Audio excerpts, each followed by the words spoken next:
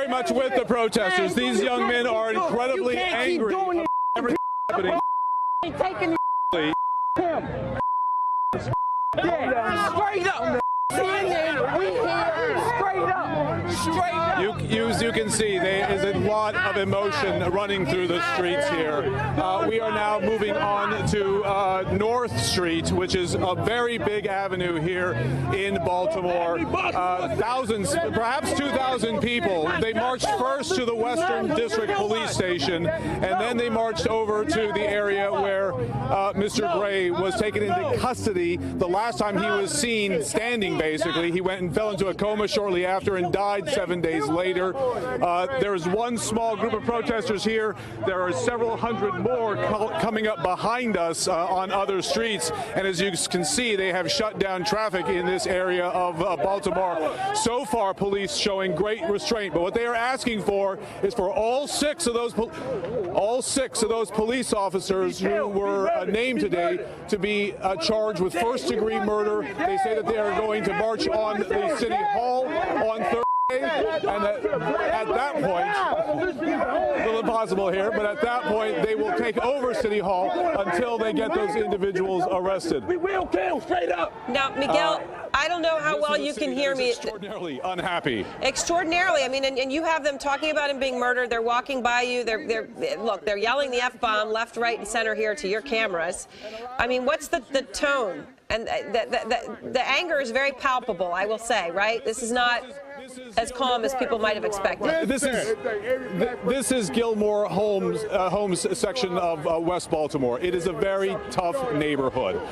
You see burned out houses everywhere. You see a lot of poverty everywhere. You see food security. People can't afford to eat in this neighborhood. There is great anger and frustration, and they feel that the police force in this neighborhood doesn't stand up for their rights, only knows how to arrest them. In the case of Freddie Gray, for instance, the police say that he made eye contact with police and then fled, and that's what caused them to go after him. In any other city, in any other town, not probable cause, but in this neighborhood of Baltimore, it is. And the people in this neighborhood, hello, I met you last night, the people in this neighborhood are sick and tired of it, and they want it to stop. This Freddie Gray episode, for all the terrible, awful things that have happened in this area, Freddie Gray has lit a fuse, has been a lightning rod for this neighborhood.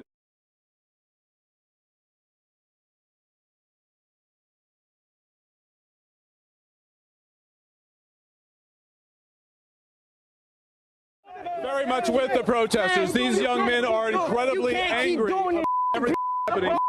Taking him. Yeah, straight up. CNN, we here, straight up. Straight up. You can see there is a lot of emotion running through the streets here.